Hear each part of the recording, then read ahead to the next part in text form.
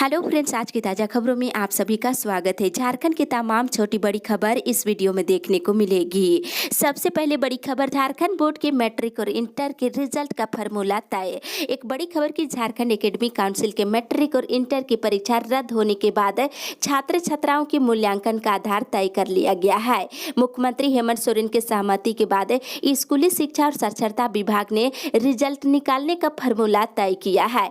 वहीं मैट्रिक के रिजल्ट मुख्य रूप से 9वीं और इंटर के रिजल्ट 11वीं के परिणाम के आधार पर जारी किए जाएंगे। इसके साथ ही प्रैक्टिकल के नंबर भी जोड़े जाएंगे और मैट्रिक और इंटर में 90% से ज्यादा की प्रैक्टिकल परीक्षा हो चुकी है। जो प्रैक्टिकल की परीक्षा नहीं दे पाए हैं उनके लिए प्रैक्टिकल परीक्षा नए सिरे से ली जाएगी। और जैक बोर्ड के मैट्रिक और इंटर के परीक्षार्थियों का रिजल्ट भी सीबीएसई के साथ ही जारी किया जाएगा। इसके लिए मुख्यमंत्री हेमंत सोरेन ने शुक्रवार को स्कूली शिक्षा और साक्षरता विभाग को निर्देश दे दिए हैं। इसी के साथ ही अगली बड़ी खबर, झारखंड में आज शाम के 4 बजे से 38 घंटे का लॉकडाउन। एक बड़ी खबर की झारखंड में कोरोना काल के दौरान पहली बार वीकेंड लॉकडाउन आज शाम के 4 बजे से शुरू होगा। ये 38 घंटे यानी सोमवार के सुबह 6 बजे तक जारी रहेगा। इस दौरान medical sector, petrol pump, CNG, LPG के आउटलेट को छोड़कर बाजार पूरी तरह से बंद रहेगा। गृह कारा आपदा प्रबंधन विभाग की ओर से जारी आदेश के मुताबिक लॉकडाउन के दौरान शर्तों के आधार पर सुबह के 6 बजे से लेकर शाम के 4 बजे तक आ जा सकते हैं। शाम के 5 बजे से सुबह के 6 बजे के दौरान अनुमान्य गतिविधियों जैसे अंतिम यात्रा, रेल, हवाई यात्रा या कोविड ड्यूटी के संबंध में ही मूवमेंट करने की इजाजत दी गई है, लेकिन घर से अनावश्यक निकलने वालों से पूछताछ हो सकती है। झारखंड में कल यानी रविवार को संपूर्ण लॉकडाउन रहेगा। लॉकडाउन में रविवार को सभी दुकानें, सब्जी, फल, किराना, मिठाई, खाद्य पदार्थ की सारी दुकानें बंद रहेगी। वहीं वीकेंड लॉकडाउन के दौरान स्वास्थ्य सेवा से संबंधित प्रतिष्ठान जैसे दवा दुकान, डायग्नोस्टिक सेंटर, क्लिनिक, अस्पताल, petrol pump, CNG, LPG outlet पहले की तरह खुले रहेंगे। और रेस्तरां से होम डिलीवरी, टेक अवे की सुविधा उपलब्ध रहेगी। और हाईवे वाले ढाबे, कोल्ड स्टोरेज, वेयर हाउस भी खुले रहेंगे। इसी के साथ ही अगली बड़ी खबर, मौसम विभाग से, झारखंड में कल तक पहुंचेगा मानसून। झारखंड में अगले 48 घंटे में मानसून दस्तक दे सकता है। इससे पहले पूरे राज्य में प्री मानसून की बारिश हो रही है। मौसम विभाग से मिली जानकारी के अनुसार अगले 48 घंटे में मानसून टकराने की संभावना है। राज्य के अधिकांश जिलों में प्री मानसून की बारिश हो रही है। साथ ही विभिन्न स्थानों पर वज्रपात को लेकर अलर्ट जारी किया गया है। वहीं रांची में पिछले 24 घंटे के दौरान 22 मिलीमीटर, जबकि सिमडेगा में 73.4 मिलीमीटर बारिश हुई है। इसी के साथ ही अगली बड़ी खबर, झारखंड कोरोना अपडेट्स। झारखंड पिछले 24 घंटे के दौरान कोरोना के 291 नए मरीज मिले हैं, जिसमें पूर्वी सिंहभूम से 87, हजारीबाग से 23, धनबाद से 21, गुमला से 19, रांची से 18, सिमडेगा से 17, लातेहार से 12, पलामू और सरायकेला से 11 और पश्चिमी सिंहभूम और बोकारो से 10 मरीज मिले हैं। और शेष जिलों में मिलने वाले मरीजों की संख्या 10 से कम है। वहीं चतरा और पाकुड़ में एक भी मरीज नहीं मिले हैं। वहीं शुक्रवार को राज्य भर में 584 मरीज स्वस्थ हुए हैं, जबकि एक मरीज की बोकारो में मौत हो गई है। राज्य में अब तक 5082 मरीजों की मौत हो चुकी है, जबकि एक्टिव मरीजों की संख्या 4220 रह गई है। वहीं दूसरी ओर ब्लैक फंगस के 8 नए मरीज। झारखंड में पिछले 24 घंटे के दौरान ब्लैक फंगस के 8 नए मरीज मिले हैं। रांची में 2 मरीजों की पुष्टि हो चुकी है, जबकि 6 संदिग्धों में 4 रांची के और एक मरीज गढ़वा और पलामू के है। पूर्वी सिंहभूम में 1 मरीज की मौत हुई है। और राज्य में ब्लैक फंगस के अब तक 121 मरीज मिल चुके हैं, जिसमें 45 संदिग्ध है और अब तक 20 मरीजों की मौत हो चुकी है। इसी के साथ ही अगली बड़ी खबर, मृत कोरोना योद्धा आश्रितों को 50 लाख मिलना हुआ अब आसान। एक राहत भरी खबर की कोरोना की रोकथाम और उपचार से जुड़े कर्मियों की मौत के बाद उनके परिजनों को मिलने वाली 50 लाख की बीमा राशि के भुगतान की राह अब आसान कर दी गई है। प्रधानमंत्री गरीब कल्याण पैकेज के तहत कोरोना से मृत कर्मियों के परिजनों को अब 48 घंटे में ये राशि मिल जाएगी। योजना के तहत कोरोना योद्धा की मौत के बाद परिजनों को 50 लाख का भुगतान न्यू इंडिया इंश्योरेंस कंपनी करेगी।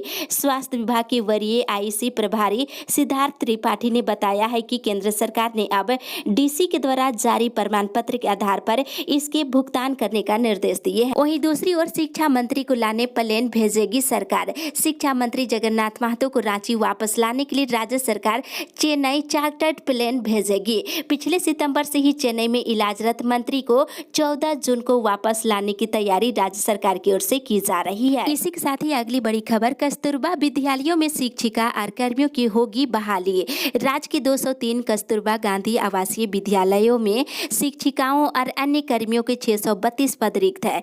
राज्य सरकार के द्वारा इन पदों को भरने के लिए बार बार निर्देश दिए जाने के बावजूद भी भरा नहीं जाता है। अब स्कूली शिक्षा और साक्षरता विभाग के सचिव राजेश शर्मा ने सभी उपायुक्तों और जिला शिक्षा पदाधिकारियों को इन पदों को भरने के लिए समय सीमा तय कर दी है। 31 जुलाई तक नियुक्ति प्रक्रिया पूरा करने को कहा है। वहीं 15 अगस्त तक चयनित शिक्षिकाओं और कर्मियों का विद्यालयों में पदस्थापन कर दिया जाएगा। आपको बता दें 25 जून तक विज्ञापन जारी होगा, वहीं 10 जून तक आवेदन लिए जा सकते हैं। इसी के साथ ही अगली बड़ी खबर, ई रिक्शा और बस सेवा शुरू करने की मांग है। झारखंड यात्री संघ ने रांची डीसी को पत्र लिखकर मेन रोड में ई रिक्शा और बस सेवा शुरू करने की मांग की है। इस संबंध में संघ के अध्यक्ष प्रेम मित्तल ने कहा है कि उन लोग 2 के तहत सभी प्रकार की दुकानें खुल गई है, लेकिन ई रिक्शा और बस सेवा बंद है। इस कारण यहां आने जाने वाले लोगों को काफी परेशानियों का सामना करना पड़ रहा है। वहीं ई रिक्शा चालकों को भी आर्थिक संकटों का सामना करना पड़ रहा है। इसी के साथ ही अगली बड़ी खबर, मांगों को लेकर आंगनबाड़ी संघ ने किया विरोध प्रदर्शन। All India federation of anganwadi workers and helpers के आह्वान पर कोरोना कार्य के दौरान आंगनबाड़ी कर्मियों को सुरक्षा उपकरण और 50 लाख का बीमा और जोखिम भत्ता देने और 3 महीने से बकाया मानदेय और बच्चों के लिए पोषाहार राशि भुगतान की मांग पर शुक्रवार को अपने कार्यस्थल आंगनबाड़ी सेंटरों पर वैक्सीन के लिए जागरूकता अभियान जारी रखते हुए 10 बजे से लेकर 12 बजे तक बिला लगाकर मांगों से संबंधित पोस्टर लेकर झारखंड राज्य आंगनबाड़ी सेविका सहायिका पोषण सखी संघ के बैनर तले जोरदार तरीके से विरोध प्रदर्शन किया गया है। सरकार की ओर से ना इनके लिए कोई सुरक्षा उपकरण और ना ही कोई बीमा कवर और ना ही कोई जोखिम भत्ता की व्यवस्था की गई है। इसी के साथ ही अगली बड़ी खबर, मृत शिक्षकों की पेंशन के लिए मांगे कागजात। कोविड-19 और इस दौरान निधन हुए शिक्षकों की सेवानिवृत्ति की लाभ की राशि और पेंशन के भुगतान के लिए जिला शिक्षा अधीक्षक ने सभी प्रखंड शिक्षा प्रसार पदाधिकारी से आवश्यक कागजात जमा करने को कहा है। रांची के डीएससी इस संबंध में सभी बीओ को पत्र भेजा है। वहीं बता दें, इधर मंत्री से मिले राष्ट्रीय ओबीसी मोर्चा के अध्यक्ष, राष्ट्रीय ओबीसी मोर्चा के प्रदेश अध्यक्ष राजेश कुमार गुप्ता ने स्वास्थ्य मंत्री बाना गुप्ता से मुलाकात कर उनसे ओबीसी से जुड़े विभिन्न मुद्दों पर चर्चा किए हैं। इसमें राज्य के प्रत्येक जिले में ओबीसी छात्रावास और जाति आधारित जनगणना कराने और स्वतंत्र ओबीसी मंत्रालय के गठन और नीट की परीक्षा में ओबीसी आरक्षण सुनिश्चित करने की मांग किए हैं। इस पर स्वास्थ्य मंत्री बाना गुप्ता ने सकारात्मक पहल करने के आश्वासन दिए हैं। इसी के साथ ही अगली बड़ी खबर, एडीबी के 4700 करोड़ से संवरेंगे राज्य के शहर। एशियन डेवलपमेंट बैंक के 4700 करोड़ रुपए से झारखंड के शहर संवरेंगे। केंद्र सरकार ने अंतर्राष्ट्रीय एजेंसी से झारखंड को लोन मिलने पर सहमति दे दी है। जल्द ही इसके लिए भारत सरकार, झारखंड सरकार और एशियाई विकास बैंक के बीच त्रिपक्षीय समझौते पर हस्ताक्षर होंगे। प्रस्तावित राशि से झारखंड के सभी 50 शहरों के इंफ्रास्ट्रक्चर सुधरेंगे। दूसरी ओर नगर आयुक्त का न्यायालय 17 से खुलेगा।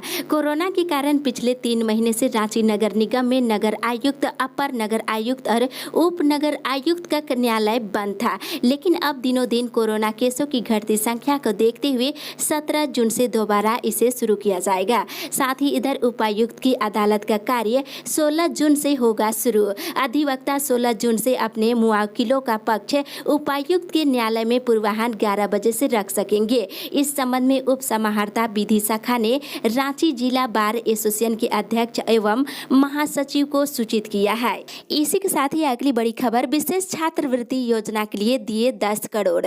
वित्तीय वर्ष 2021-22 में मुख्यमंत्री विशेष छात्रवृत्ति योजना के लिए 10 करोड़ रुपए आवंटित कर दिया गया है। वित्तीय वर्ष 2020-21 से किसी भी प्रकार की छात्रवृत्ति नहीं पाने वाले विद्यार्थियों के लिए शुरू की गई इस योजना के तहत 10 महीने के लिए छात्रवृत्ति प्रदान की जाती है। इसमें कक्षा 1 से लेकर 4 तक के लिए 50 रुपये प्रति माह और कक्षा 5 और 6 के लिए 100 रुपये प्रति माह और कक्षा 7 से 8 तक के लिए 150 रुपये विद्यार्थियों को छात्रवृत्ति दिए जाएंगे। वहीं विशेष छात्रवृत्ति परियोजना को लेकर अभी भी कई जिलों से छात्र छात्राओं की डेटा नहीं भेजी गई है। साथ ही इधर बताते चले कि 1 साल पहले फेल डीएल नहीं होगा रिन्यू। ड्राइविंग लाइसेंस फेल हुए 1 साल से अधिक हो जाने पर फिलहाल रिन्यू नहीं होगा।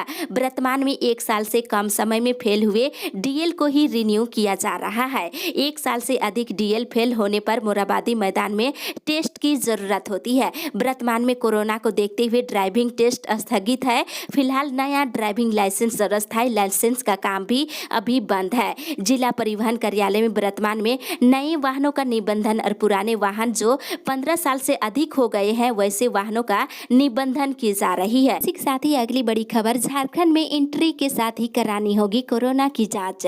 झारखंड सरकार राज्य में कोरोना की तीसरी लहर को रोकने के लिए हर संभव कोशिश में जुट गई है। इसी को देखते हुए अब झारखंड में एंट्री करने वाले सभी व्यक्तियों की कोरोना जांच की जाएगी। इसके लिए राज्य के सभी रेलवे स्टेशन, बस स्टैंड और एयरपोर्ट पर कोरोना की जांच के लिए अस्थायी रैपिड एंटीजन टेस्ट जांच बूथ बनाए जाएंगे। यहाँ सप्ताह के 7 दिन 24 घंटे जांच की व्यवस्था की जाएगी। स्वास्थ्य विभाग के अपर मुख्य सचिव ने इसको लेकर राज्य के सभी डीसी को निर्देश जारी कर दिया है। इधर 14 जून से महंगी होगी बार की स्टेशनरी। धनबाद बार एसोसिएशन ने 14 से वकालतनामा और बेल बाउंड पेपर की बढ़ी कीमत लागू कर दी है।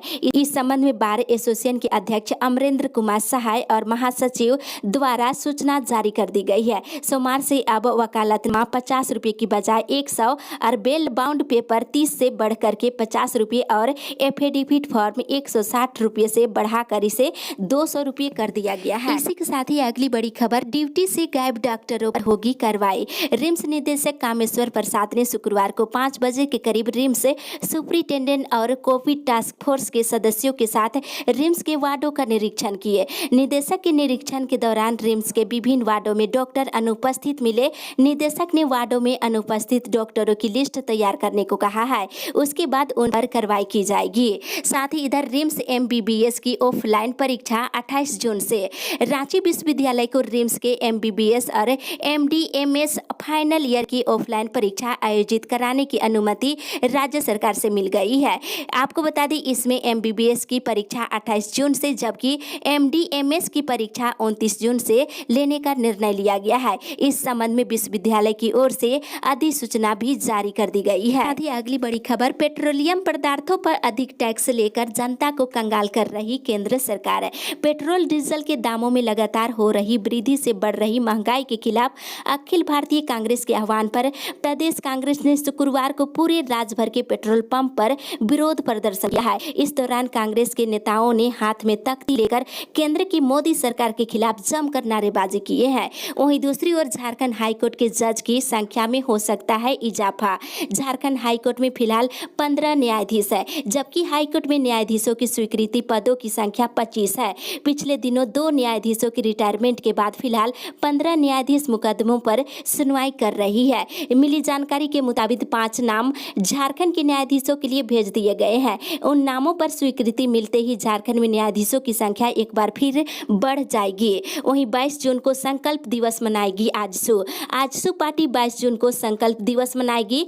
पार्टी के केंद्रीय मुख्य प्रवक्ता डॉक्टर देवशरण भगत ने बताया है कि 22 जून 1986 को झारखंड के युवाओं ने झारखंड अलग राज्य की लड़ाई को परिणाम तक पहुंचाने के लिए समझौता विहीन संघर्ष करने का संकल्प लिया था। इसे देखते हुए पार्टी ने 22 जून को सभी प्रखंडों में रक्तदान शिविर लगाने और पौधारोपण करने का निर्णय लिया है। वहीं आजसू के प्रदेश मुख्यालय में आज पार्टी की वर्चुअल मीटिंग होगी। बैठक में संकल्प दिवस के साथ संगठन पर विस्तृत चर्चा की जाएगी। इसी के साथ ही अगली बड़ी खबर, अब 33% शिक्षकों के साथ खुलेंगे सभी विद्यालय। सरकारी विद्यालयों में 33% शिक्षकों की उपस्थिति के साथ रोस्टर के अनुसार विद्यालय समय अवधि में विद्यालय संबंधी कार्य किए जाएंगे। विद्यालय में कक्षाओं का संचालन फिलहाल स्थगित रहेगा और विद्यालय के प्रधानाध्यापक ऑनलाइन पठन पाठन को सुनिश्चित कराएंगे। वहीं दूसरी ओर बीबीएमकेयू के पहले दीक्षांत समारोह पर संशय बरकरार।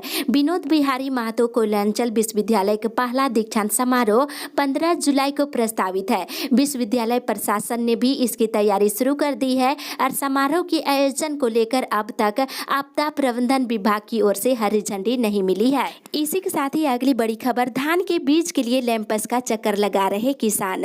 चाईबासा जिले के प्रखंड के 5 लैंप कैंपसों, पोटका, हल्दी पोखर, कुवाली, कालिकापुर और आसनबनी में धान के बीज का स्टॉक एक हफ्ते से उपलब्ध नहीं है। इससे किसान परेशान है। किसानों को वर्तमान में अनुदानित मूल्य पर बीज नहीं मिलने से दिक्कतें हो रही है। साथ ही इधर खाद्य दुकानों के स्टॉक का मिलान ई पोस मशीन से होगा। चाईबासा जिला कृषि पदाधिकारी संतोष लकड़ा ने सभी प्रखंडों के बीटीएम और एटीएम को अपने प्रखंडों की जितनी खाद्य दुकान है उन दुकानों में उपलब्ध खाद्य के स्टॉक का मिलान ई पोस मशीन से करने का निर्देश दिए हैं। साथ ही इधर अंशकालीन शिक्षक संघ ने मंत्री को सौंपे ज्ञापन। कोल्हान अंशकालीन शिक्षक संघ ने शुक्रवार को महिला एवं बाल विकास मंत्री जोबा मांझी को एक ज्ञापन सौंपकर अपनी समस्याओं से अवगत कराए हैं। संघ के अध्यक्ष ने मंत्री को सौंपे ज्ञापन में लिखे हैं कि कल्याण विभाग के द्वारा संचालित अनुसूचित जनजाति, अनुसूचित जाति और पिछड़ा वर्ग के आवासीय विद्यालयों में कार्यरत